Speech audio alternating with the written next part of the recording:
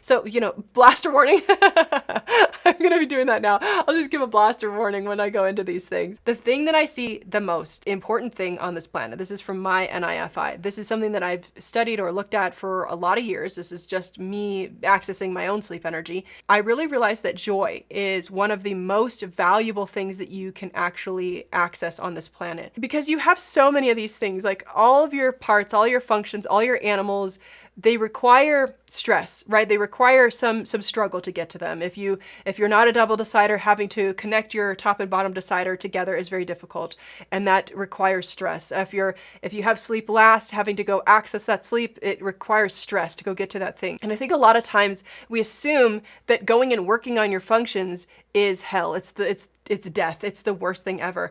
And yes, there is temporary stress. There's definitely temporary stress when it comes to working on those things. But in reality, it creates so much joy. Once you go and you do that, once you actually access that last animal and you're like, wow, that was so much easier than my brain was making it out to be.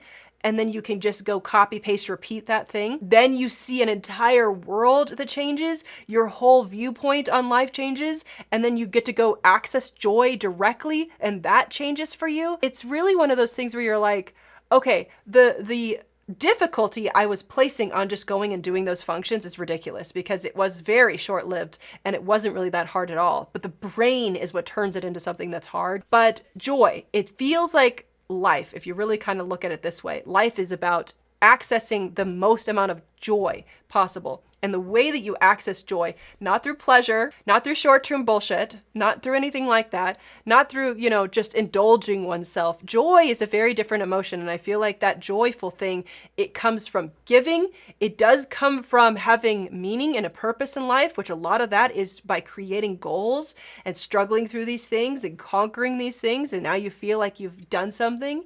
Giving back, this grow your own self and then give back to others, that creates joy. So when you can access joy and then work through all these parts to access joy, it gives you so much gratitude. And a lot of that's what she was communicating about earlier. One of these other, you get so much gratitude. You're like, oh my gosh, I can't believe I'm here. I'm so thankful.